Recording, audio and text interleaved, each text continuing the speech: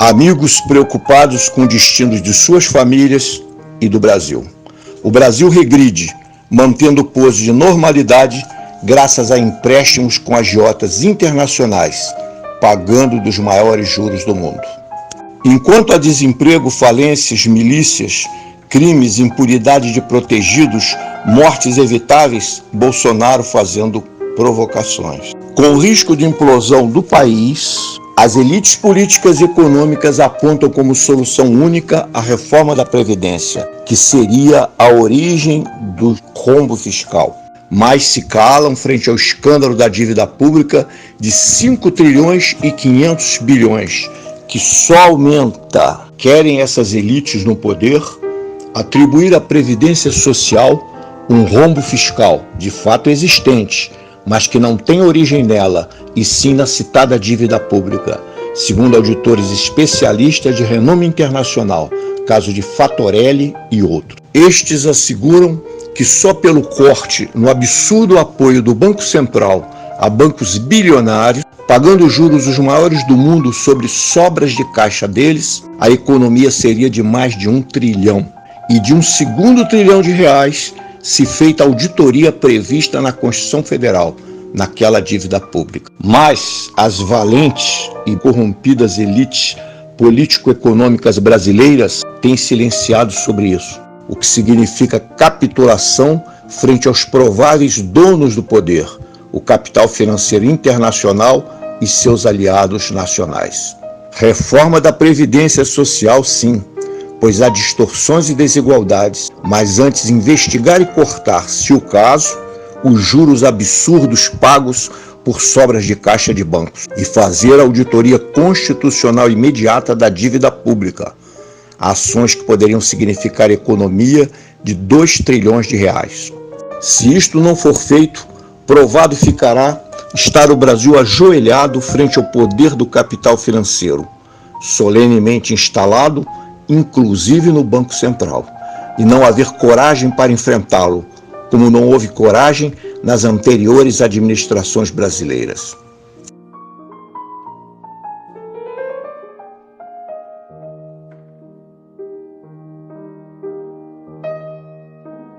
Meus amigos, estamos aqui hoje mais uma vez no nosso Fatos em Destaque, apresentando a nossa mesa e aqueles fatos que mais nos impressionaram durante a semana. Nós temos hoje aqui o prazer de receber Bolívar Meireles, chamado por muitos de o único general da esquerda, um lutador, cientista social, com doutorado, pós-doutorado, autor de livros, e que nos honra muito com sua presença hoje na nossa mesa. Bem-vindo, Bolívar, e espero que esteja conosco muitas vezes. Bom, meu destaque hoje é para a omissão que a grande mídia está fazendo em relação à catástrofe humanitária que atingiu o sudeste africano com o ciclone Idai, que pegou Moçambique, Madagascar, Malawi e Zimbábue, deixando em torno de 2 milhões de pessoas desabrigadas com risco de epidemia de cólera. E, ao mesmo tempo, o nosso governo brasileiro não se manifesta com ajuda humanitária, tal qual os Estados Unidos também se omitem com isso. E o que é estranho? O estranho é que quando se tratou da Venezuela, a suposta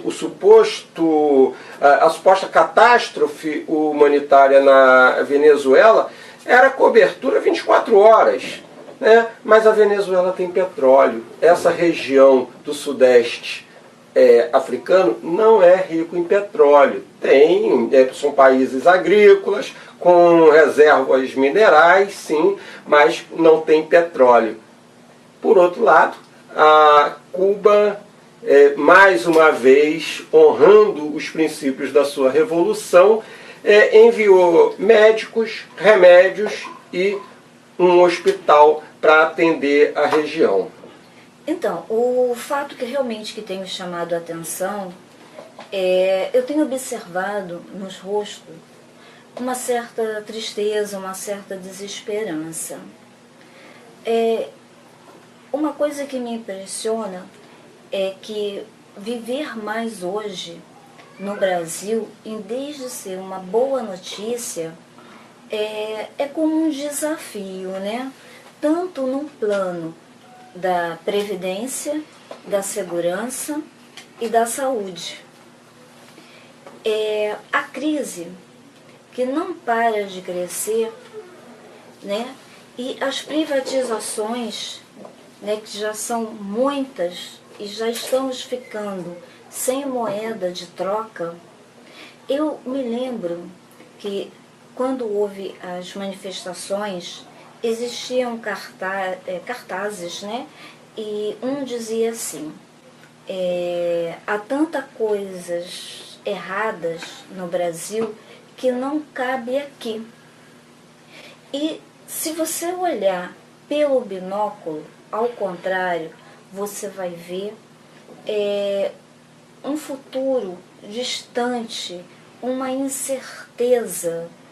Você não sabe, né, com a crise, com a inflação, com o desemprego, com tanta coisa à nossa porta. E isso me faz lembrar a letra da música Como será o amanhã? Responda quem puder. O que irá me acontecer? O meu destino será como Deus quiser.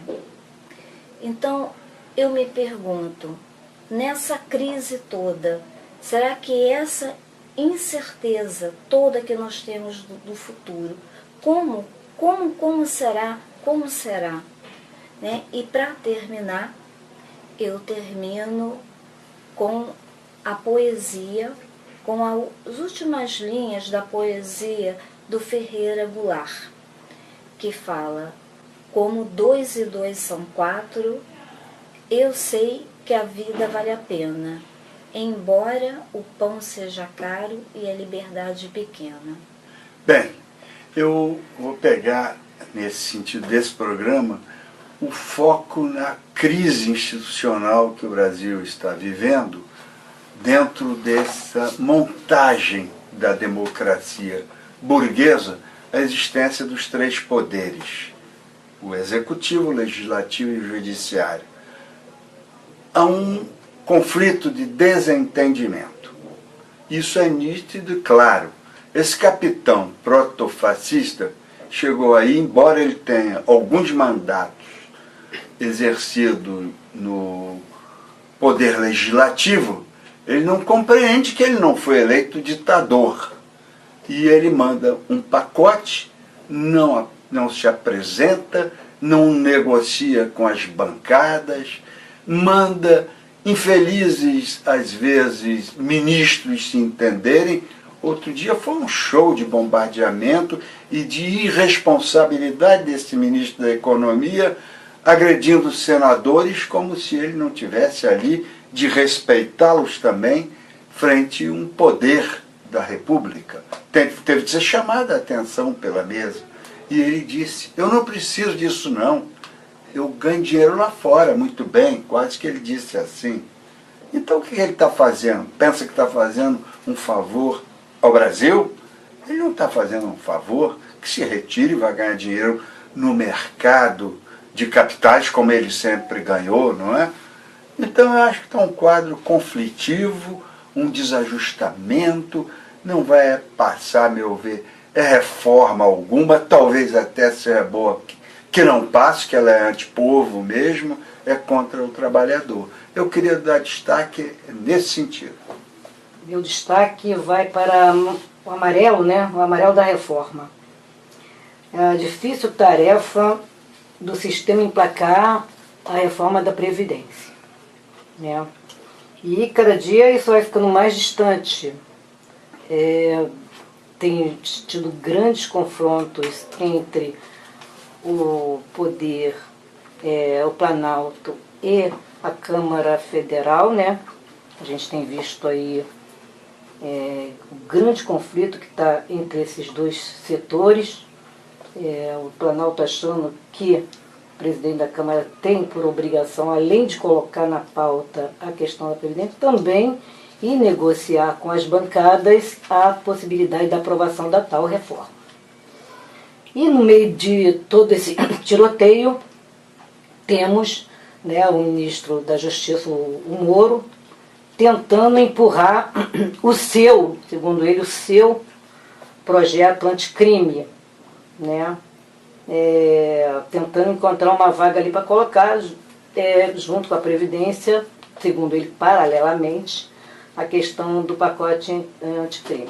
Que, na verdade,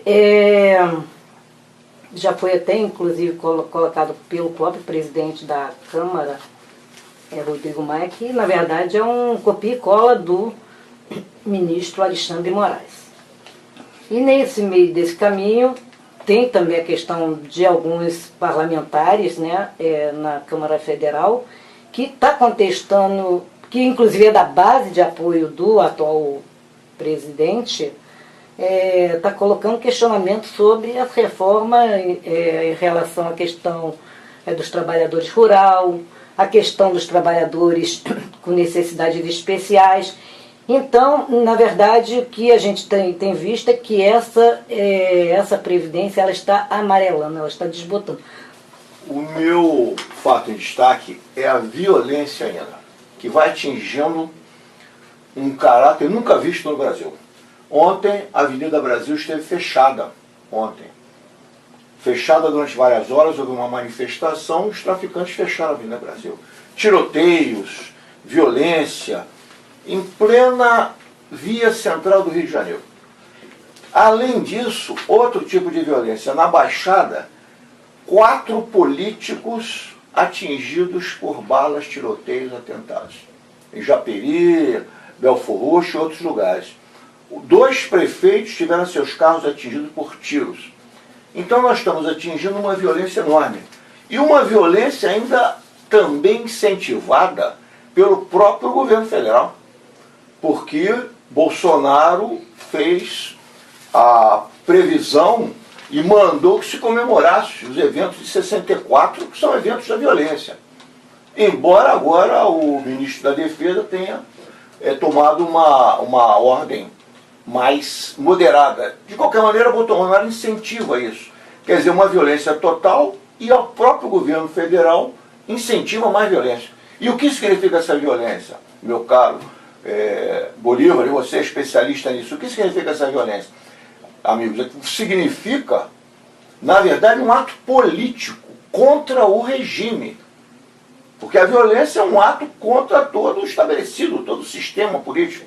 E por que isso? Quer dizer, são pessoas que estão revoltadas contra a legislação, contra as leis, não respeitam nada disso, as figuras, as instituições.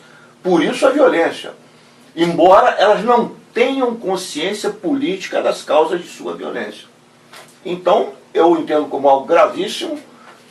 Isso envolve um problema social e político, porque não há canais de institucionalização dos conflitos. Não há canais, partidos políticos, por exemplo, instituições que canalizem esses anseios, divergências, críticas.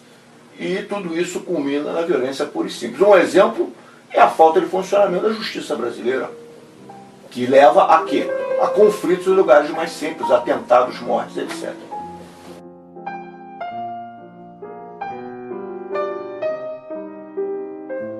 O governo federal se prepara para mais um ataque contra o movimento sindical e os direitos dos trabalhadores. Se prepara para pôr fim à unicidade sindical. A unicidade sindical e, ao mesmo tempo, criar com o argumento de uma maior competitividade entre os sindicatos. Ora, sindicato não é empresa, sindicato não tem de participar do jogo de mercado. Sindicato é uma instituição que defende os interesses dos trabalhadores. Acabar com a unicidade sindical é fragilizar a classe trabalhadora. Historicamente, no Brasil, o movimento sindical liderado pela esquerda sempre trabalhou com a defesa dos interesses dos trabalhadores dentro da perspectiva da unicidade sindical. Ou seja, acabar com a essa unicidade é fazer o jogo do patrão. Estranhamente, tem alguns sindicalistas que acreditam que isso é um bom caminho. Um bom caminho para quem? Não é para os trabalhadores. É um bom caminho para aqueles que, veladamente, na realidade, defendem os interesses dos patrões, mas que se apresentam como se estivessem na defesa e na vanguarda dos interesses dos trabalhadores. Nós não podemos permitir isso. Nós temos de nos mobilizar, nós temos de nos organizar. Voltar a ter um movimento sindical forte implica, obrigatoriamente, numa organização, numa recuperação da capacidade de luta e barrar o fim da unicidade sindical.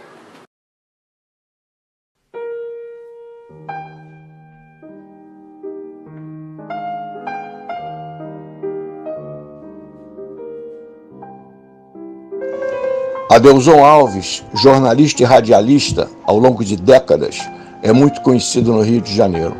Mas pessoas de outros lugares, em especial, podem não saber quem é Adelson Alves, da mesma forma que os das novas gerações. Adelson está trabalhando na Rádio Nacional e tem 79 anos, o que também fala por si. Por isso, queremos contar um pouco sobre ele. Em 64, oriundo do Paraná, já estava no Rio. Trabalhou na Rádio Globo, no seu redator-chefe, no Globo no Ar, foi locutor comercial do programa do Chacrinha, participou de tudo de importante em diferentes épocas. Em 1966, já tinha seu próprio programa, Amigo da Madrugada, na Rádio Globo. Passou anos com esse programa no ar, contactou com artistas ao nível de Cartola, Candeias, Nelson Cavaquinho, Silas de Oliveira, Dona Ivone Lara e muitos outros. Em especial compositores de samba, como Paulinho da Viola e Martinho da Vila. No programa Amigos da Madrugada, iniciou um grande movimento de valorização do compositor do Morro. Divulgou-os muito. Foi produtor inicial do disco da cantora Clara Nunes e talvez o maior responsável pelo sucesso dela. Lançou João Nogueira, Roberto Ribeiro, Dona Ivone Lara, entre muitos outros. Sua entrevista conosco foi uma aula sobre música, Brasil, o mundo, impossível de reproduzir toda. Fica aqui uma pitada de Adelson, para que mais gente conheça uma figura humana rara e de talento incomum na sua profissão, Adelson Alves.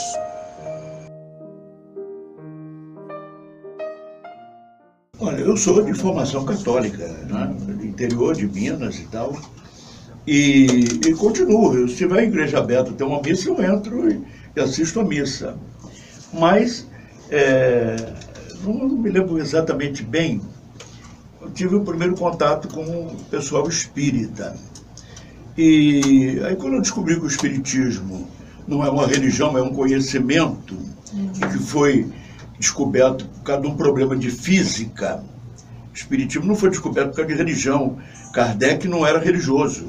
Ele era um educador, né, formado em Yverdun pelo Pestalozzi, que foi um dos maiores educadores da humanidade, e vai para Paris. Ele é formado em Lyon, né? Aliás, em Yverdun. Pestalozzi era de Yverdun. A origem dele é Lyon.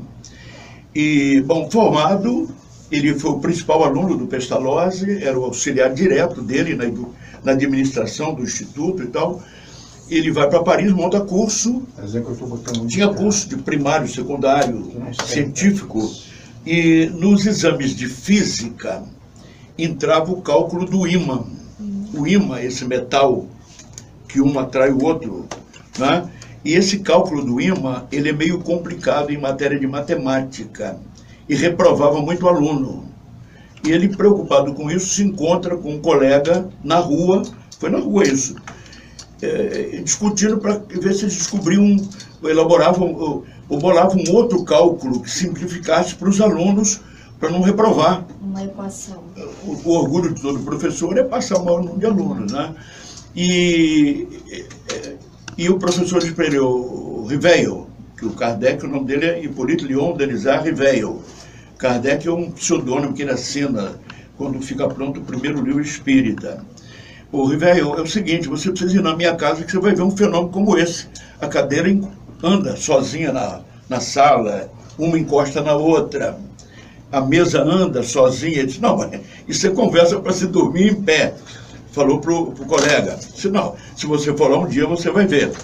E num desses dias que ele se encontra preocupado em resolver o problema de física, porque o ímã é uma matéria-prima cara, que se não calcular bem, corta irregularmente ou erradamente o tamanho da peça que precisa. Numa grande indústria dá um grande prejuízo no final de mês, final de ano.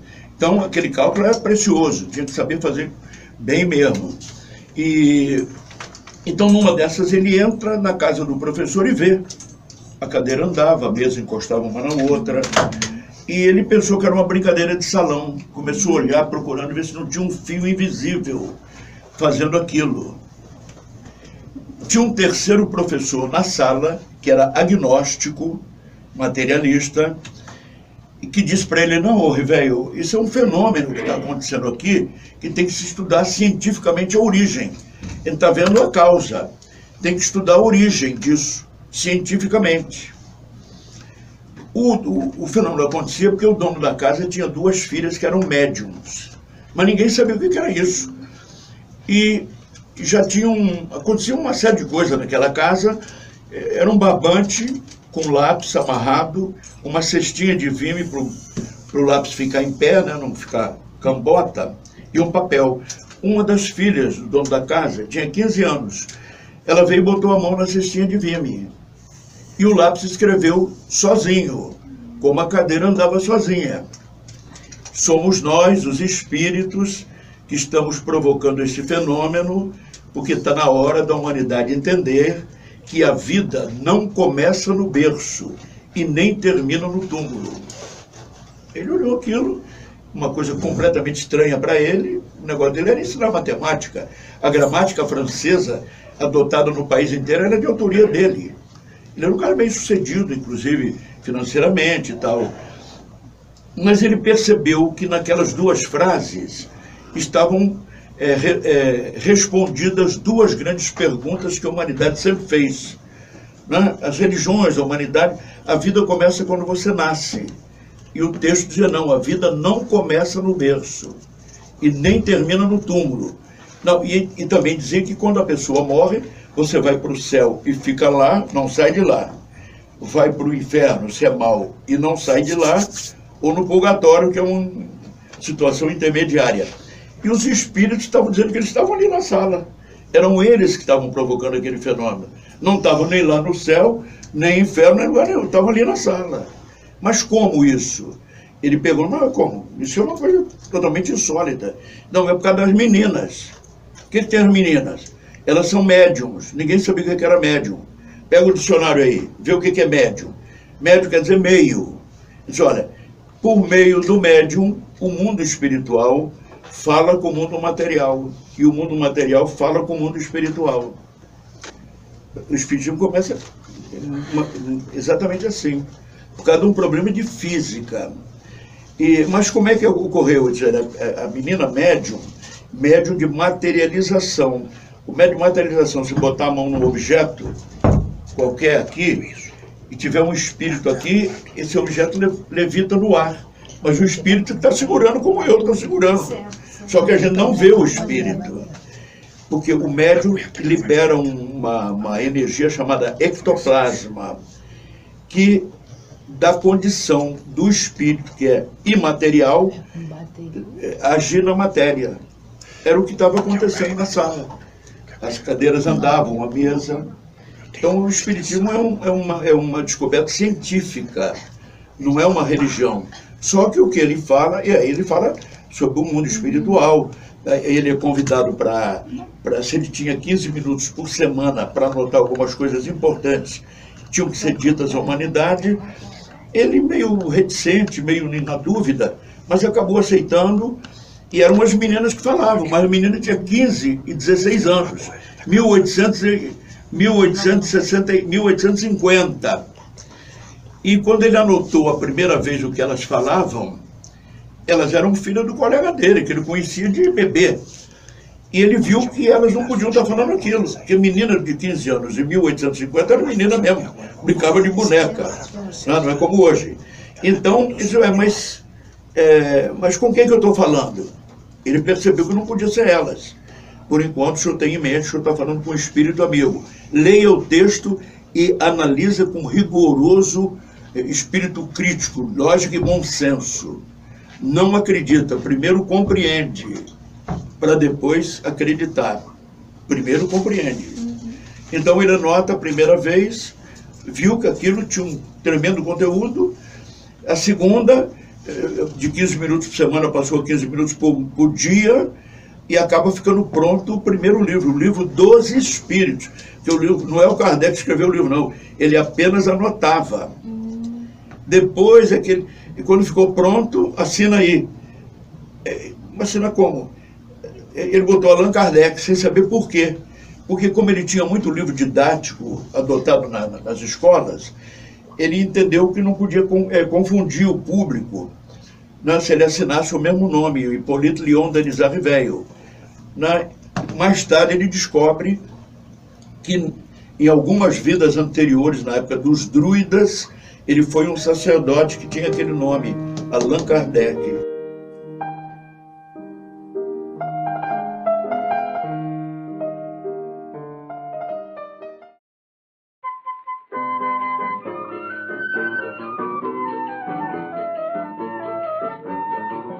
Olá amigos, tudo bem? Aqui quem fala é Everson Montanha e eu vou dar minha colaboração para o Caminhando Jornal TV, número 3, falando no Música e Cultura sobre Noel Rosa, um dos maiores compositores da música popular brasileira. Noel, animado, elétrico, nasceu e cresceu em Vila Isabel, na rua Teodoro da Silva, sendo um cara de muitas parcerias e amizades, sobretudo parceiros musicais, Aracide Almeida, Cartola e muitos outros. Noel Rosa escreveu cerca de 259 músicas e morreu apaixonado por uma prostituta da época, Ceci, com quem viveu um acalorado romance. Mas como era de praxe naquela época, quem cuidou de fato foi sua esposa, Lindaura, junto com a sua mãe, pois ele era tuberculoso, uma doença que na época foi devastadora e provavelmente foi adquirida pela sua vida de boêmio, noitada, bebida, cigarro e mulheres de todo tipo. Por outro lado, teve várias músicas de marchinhas de carnaval bem-sucedidas e venceu muitos concursos. Seu convívio com Cartola e suas subidas sucessivas ao morro fez crescer prestígio regional, nacional, talvez mundial do samba de morro. Noel deixou muitos órfãos de sua música, já que morreu precocemente no dia 4 de maio de 1937, com apenas 26 anos. Mas sua música continua viva através de herdeiros ilustres, por ele influenciados, chegando aos nossos dias. Ouça um pedacinho de uma famosa música sua, O Último Desejo, cantada por o então jovem Chico Buarque, o que atesta a influência dele em grandes artistas de nossos dias.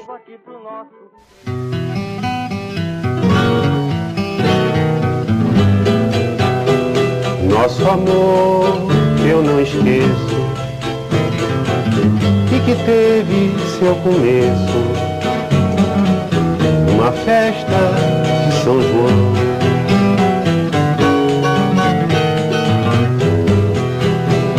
Morre hoje sem foguete, sem retrato, sem bilhete, sem luar, sem violão.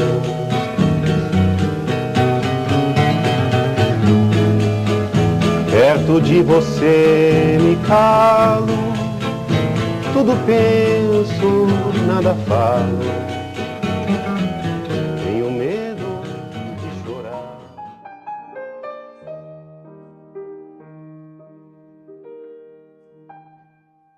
Meus amigos, estamos aqui hoje mais uma vez no nosso quadro Meu Amigo Livro, com o escritor, general de esquerda, considerado o único general de esquerda brasileiro, Bolívar Meireles. E hoje ele nos trouxe aqui um livro, Militares e Política no Brasil, em que é uma coletânea de vários organizadores e ele escreve um dos artigos, por sinal do maior interesse nesse momento, em que ele fala sobre as Forças Armadas como instrumento do Estado, a consolidação do Exército Nacional e do Estado Nacional Brasileiro, o surgimento, eu vi aqui, do Exército Brasileiro, que há controvérsias quando ele surge. Como você vê, qual a importância desse livro, desse seu artigo, na sua opinião? Bom, a importância dos militares na realidade política brasileira é fundamental, está aí explícita. Ela, como diria, sai pelo ladrão. É tão clara, é um cornucópio de eventualidades e fatalidades reais dentro da política do Brasil. Não é? No início, as Forças Armadas eram, na realidade, portuguesas no Brasil. O oficial das Forças Armadas ia estudar na Europa, não é? Com a vida de Dom João VI, ele faz a escola naval e depois a academia militar, real militar do Exército. Começa a formar quadros de uma maneira sistemática. Depois a aviação se caracteriza como uma arma singular, específica e se descola da Marinha e da Aeronáutica, não é?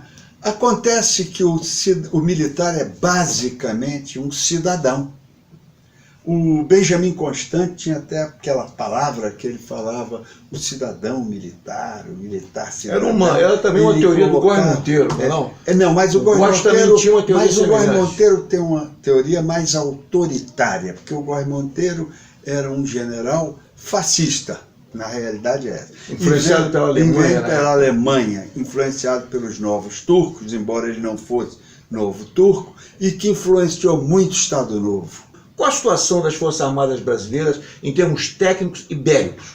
Eu acho que as Forças Armadas brasileiras estão necessitando de uma reequipagem. Não é? Até no governo da Dilma eles fizeram algum produto aí do armamento nacional, não é? Mas eles estão precisando, porque a Venezuela, no meu sentido, tem um exército mais forte do que o brasileiro hoje, e a aviação também, muito calçada numa infraestrutura que vem até da Rússia, não é?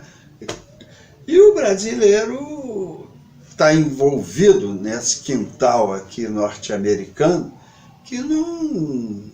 que impede até o desenvolvimento da tecnologia militar brasileira. Eu acho que foi um péssimo acordo o que o Fernando Henrique fez no governo dele, submetendo a chamada não proliferação de armas nucleares, leva a uma situação de que você não tem poder dissuasivo dentro do jogo internacional. O Fernando Henrique chegou a um ponto, que eu me lembro, a colocar na Constituição brasileira a proibição de pesquisa em energia nuclear até para fins pacíficos, se não estou enganado. Então, e ainda fica mais terrível isso, porque eu acho que as Forças Armadas brasileiras têm de ser profundamente democráticas e submetidas ao poder civil. Isso é uma questão indiscutível. Não pode voltar até aquela teoria ideologizada no que desencadeou o golpe de 64, vendo no próprio povo o inimigo, não é?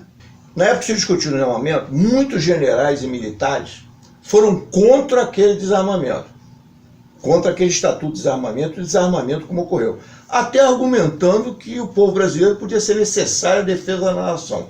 Como você viu aquele problema do desarmamento, aquele programa do estatuto de desarmamento, e como você vê essa questão de desarmamento da população que fazem por aí, que defendem, que muitos defendem? Eu sou contra o armamento no sentido amplo e geral, porque a segurança do cidadão tem de ser feita pelos profissionais de segurança, que têm de ser humanizados, humanistas, eles não podem ser violentos dentro do processo do trato com o cidadão, eles não podem ser, mas o cidadão não adianta, tirou lá meia dúzia de aulas dentro de um clube de tiro, o bandido armado oficialmente, porque tem bandido na polícia também, ou os bandidos que não são oficialmente armados, vão dar um tiro nesse cidadão.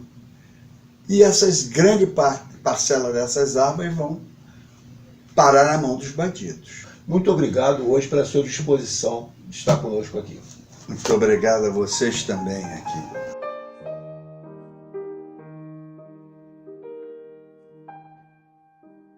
Um grupo de pessoas idealizaram a criação da entidade chamada Casa da América Latina, que surgiu em 2007. Essa constituição se deu com diversos atores interessantes, como Sabino Barroso, Oscar Niemeyer, né, a adesão de alguns consulados que estão no Rio de Janeiro. A Constituição em 2007, nós marcamos um jantar que foi um sucesso total com a fundação da casa. O Raimundo de Oliveira, que foi o primeiro presidente da Casa América Latina.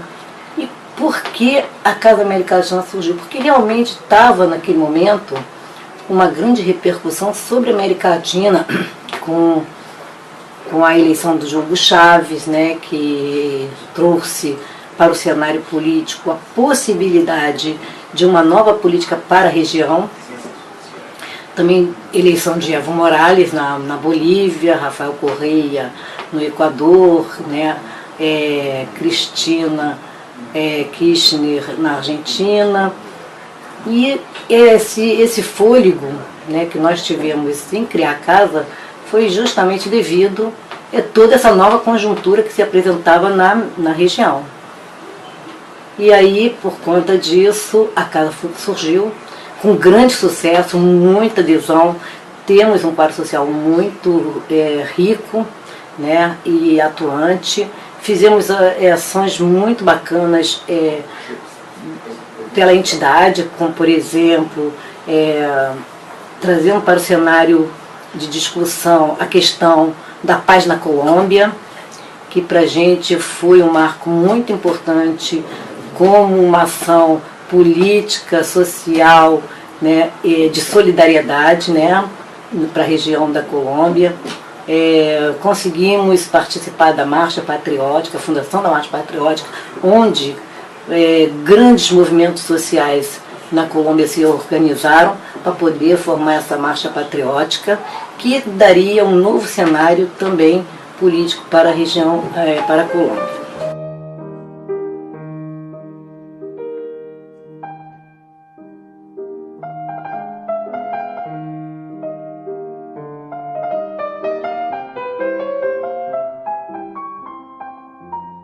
Bom, se ele for filhotinho, eu sempre sugiro, para ser alguma coisa que a gente não esqueça, todas as vezes, anualmente é necessário que a gente refaça a vacinação. Então a minha sugestão é que anualmente, na época da vacina, que seja realizado esses exames de rotina, igual a gente faz com a gente, né? Uma vez por ano, vai ao médico, pede, né, uma bateria de exames para saber se está tudo bem, para não ter nenhuma surpresa infeliz. E quando vão ficando mais velhos, a partir de 7 anos que os pets são considerados já chegaram na terceira idade, esses exames de rotina deveriam ser realizados a cada 6 meses. E se num desses exames do idoso apresentar algum sintoma, já apresentar sinais de alterações que são importantes, esse acompanhamento, dependendo da gravidade, deveria ser a cada 3 meses ou até mesmo 6 meses.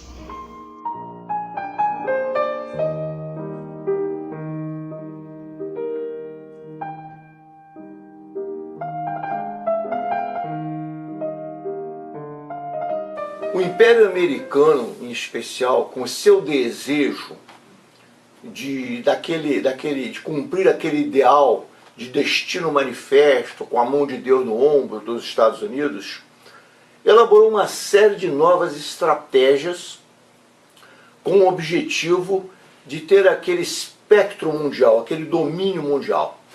E essas novas estratégias confundem muita gente. Está aí o caso da Venezuela.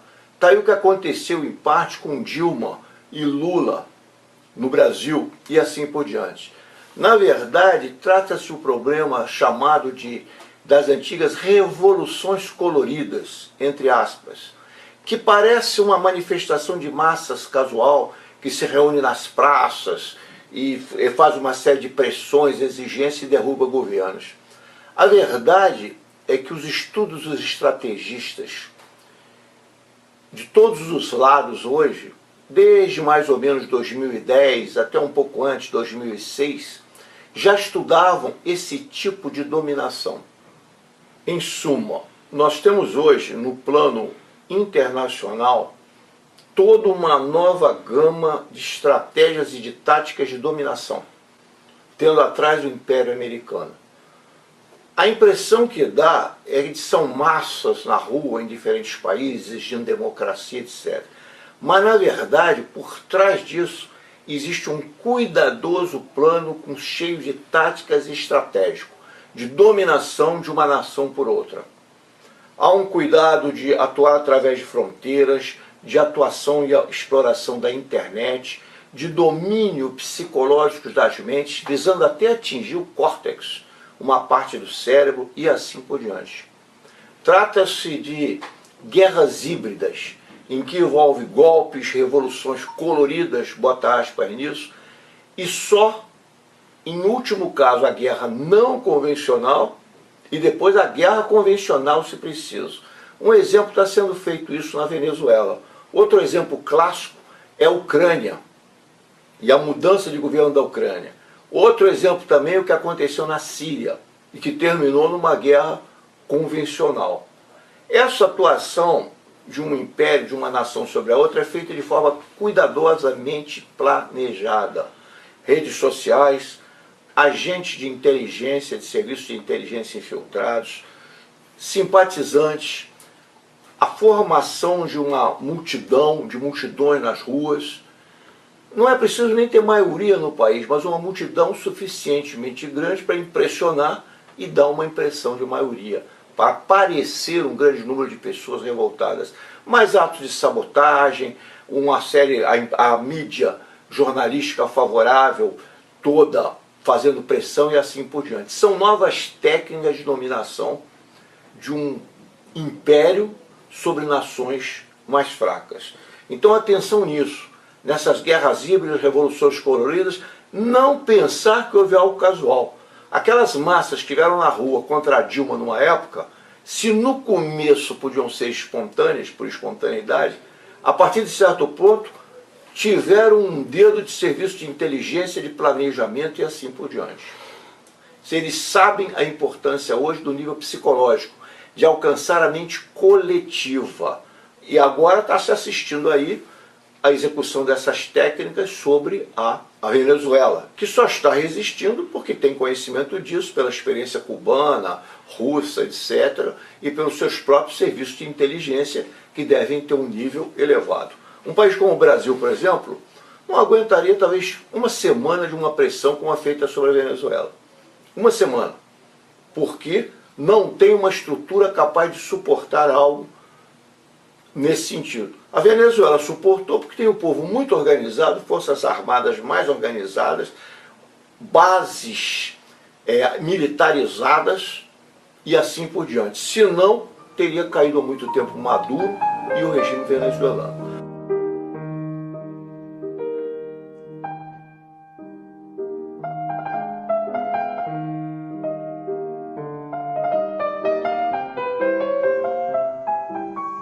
Meus amigos, a entrevista que se segue foi realizada por Irã Roder. Trata-se de um importante líder sindicalista do Rio de Janeiro, do Simpro, Sindicato dos Professores, Vanderlei Quedo, presidente desse sindicato por 2 mandatos, um professor de história conceituado, formado pela UFRJ. Indagamos dele o tema que mais tem preocupado muitos trabalhadores. Há razões da ao menos aparente fraqueza do movimento sindical atual, justo quando vem tendo seus direitos atacados e até atingidos pela administração Bolsonaro, quando da reforma trabalhista e agora da Previdência Social. Professor Vanderlei, por que o movimento sindical está tão passivo diante de tantos ataques? De modo geral, o movimento sindical no Brasil e no mundo tem tido revés terríveis. Eu posso dizer que existem motivos externos e internos, existe uma dinâmica dialógica entre esses movimentos internos e externos que levaram a esta, vamos dizer assim, esta situação que hoje vivemos. A situação que hoje vivemos, ela vem se caracterizando desde o início da década de 10, mais precisamente com a crise de 2008, que se estabelece no mundo, crise econômica mundial e financeira, que se espalha pelo mundo, começa nos Estados Unidos e se espalha pelo mundo, e o movimento sindical teve uma resposta muito lenta a isso, porque esse movimento todo ele foi resultando em demissões, em perdas de locais de emprego, o desemprego foi se transformando em algo estrutural no mundo, foi ficando já como um elemento natural dentro de uma situação econômica. A taxa de desemprego de tal país é de 7, 8, a do outro é 12, a do outro é 15. Vamos ver a faixa etária de 16 a 18, não entra no mercado. O Brasil se manteve nessa década num movimento contrário. Mas esse movimento contrário no Brasil, de perda de postos de emprego, ele não estava fundamentado em algo muito concreto. O movimento sindical, ele estava habituado nessas últimas décadas a uma conciliação, a negociações, de certo modo até leves, em relação a reivindicações que eu considero de maior profundidade. O movimento sindical nos anos 10, ele teve como pauta, principalmente, participação em lucros, ganho real, estabilidade. E essa pauta é uma pauta, no meu entender, que ela leva a uma pequena armadilha. Uma armadilha. Essa armadilha, qual é a armadilha que eu vejo?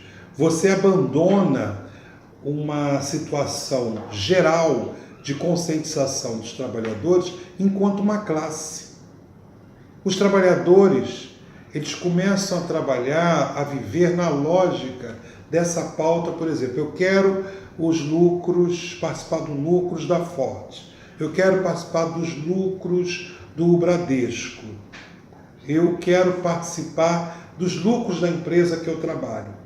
Isso não é uma questão de classe, é uma questão de categoria. E aí quando você vê que está paralelo a essas empregabilidades e essas taxas mais ou menos equilibradas, também havia uma parte informal gigantesca de trabalhadores que não têm esse ingresso no mundo formal do trabalho e que não podem nem sequer participar dessa pauta de participação de lucro. Diante desses movimentos golpistas, qual foi a resposta das centrais sindicais? Como elas se posicionaram e como que o movimento sindical, ao seu olhar, tem tido a capacidade de se rearticular para enfrentar essa nova conjuntura? Eu creio que a resposta, no meu entendimento, ela foi tímida, tardia e até hoje ainda não houve, de fato, uma resposta unificada do movimento sindical e dessas centrais. Elas formam frentes episódicas que não se sustentam fora de uma pauta específica do momento. Aí então você tem a reforma trabalhista, que é proposta, aí é um atropelo, porque eles apresentam a proposta de forma atropelada no Congresso. Ela é aprovada de uma maneira devastadora para os trabalhadores e as centrais têm uma reação quase nenhuma. Quase nenhuma. Você pode ver que o que eu vejo, li dos documentos de encontros, de seminários, congressos das centrais durante e pós o processo da reforma trabalhista, era assim: então como nós vamos fazer para controlar os danos?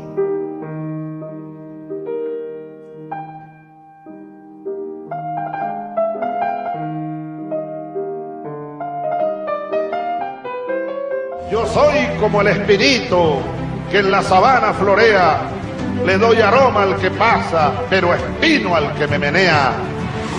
Espino al que me menea, no se meta con Venezuela, no se equivoque, no siga el mismo camino torpe y estúpido del anterior gobierno de Estados Unidos. Demuestre un poquito de inteligencia, reconozcan, vean que este mundo ha empezado a cambiar, que Venezuela cambió para siempre.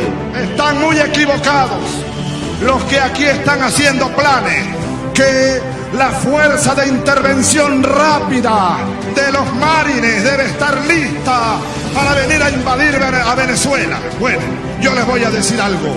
Bastante montaña hay aquí, bastante sabana hay aquí, bastante selvas hay aquí, bastante tierra hay aquí. Y saben una cosa, bastante pueblo hay aquí. Y saben otra cosa, bastantes cojones hay aquí. Para defender esta tierra, para defender esta patria, de cualquier intruso que pretenda venir a humillar la dignidad de esta tierra sagrada, de la Venezuela, de todos nosotros. ¡Carajo! Venezuela se respeta. Huele a azufre, pero Dios está con nosotros.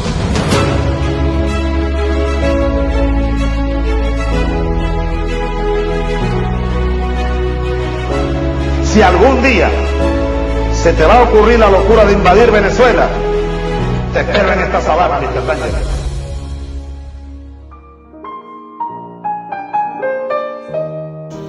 Essas violências que acontecem, que antigamente era menos, mas acontecia, era porque as igrejas antigamente que não pegava dízimo das pessoas e faziam um trabalho em casa, eles tinham um resultado maior porque ele trazia você para a igreja. Ó, o irmão Irã não apareceu, vamos convidar o meu vizinho para ir à igreja.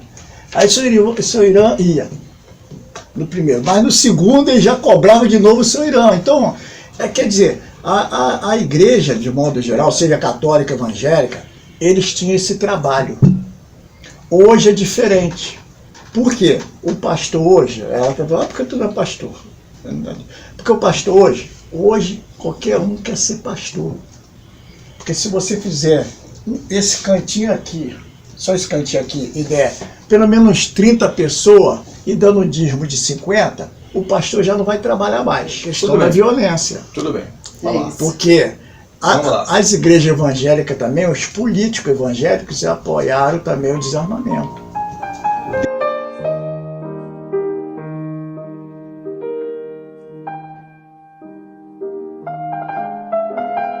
Mauro, qual a sua dica? Olha, a minha dica são as palestras que estão sendo realizadas na rua São Clemente, 155, gratuitas. Palestras políticas em vários dias. A próxima agora, quarta-feira, dia 10 de abril, às 19h30. Na rua São Clemente, repito, 155. E essa vai ser sobre diplomacia, o Brasil e a paz. São palestras interessantes sobre a mediação de professores conhecidos e, sendo gratuitas, podem ser interessantes para quem dispuser de um tempo para gozar desse aprendizado. Valmíria, qual a sua dica? A minha dica é o Dia da Mulher Sambista. Esse projeto foi sancionado no dia 4 de janeiro pelo prefeito Marcelo Crivella, e em homenagem às mulheres sambistas, né? E o Dia da Mulher Sambista será realizado todo dia 13 de abril, que é o dia do aniversário de Dona Ivone Lara, uma das maiores sambistas, né? Uma das maiores compositoras brasileiras, e será na Cinelândia, dia 13 de abril, às 14 horas. Estão todas e todos convidados. Bolívar Meirelles, qual a sua dica? Bem, a minha dica é nós estarmos atentos para esse crescimento da direita mundial e no Brasil também, a um filme que está saindo do forno da cultura, que é um filme sobre o general Franco, que foi ditador na Espanha, para nós sabermos da experiência que aconteceu lá e não exercitarmos cá no Brasil. A sua dica, Celeste, qual é? Obrigada. A minha dica é para você e para o seu pet. A Subsecretaria do Bem-Estar Animal, ela oferece uma castração grátis. Então eu vou deixar aqui um telefone para você ligar, para você poder marcar. As inscrições, né, que são os agendamentos, começam sempre no começo do mês, a partir do primeiro dia útil. Esse atendimento, ele é de 10 às 16 horas. Ela oferece atendimento clínico, também grátis, nos postos de Bom Sucesso, Engenho de Dentro e Guaratiba, que eu também vou deixar o endereço dos postos, tudo certinho, também no nosso canal de YouTube, que é Caminhando Jornal TV Vídeo. E também esse atendimento clínico aos nossos pets, ele começa de 8 às 17 horas. É importante você levar a sua identidade, o seu CPF e um comprovante de residência. Então, essa é a minha dica. E qual é a sua dica, Irã? Bom, a minha dica é no campo cultural. Marcando os 65 anos de existência do Museu de Arte Moderna, né, o MAM, inicia a partir do dia 6 de abril uma exposição permanente contando a história e o patrimônio do MAM. Então, não percam.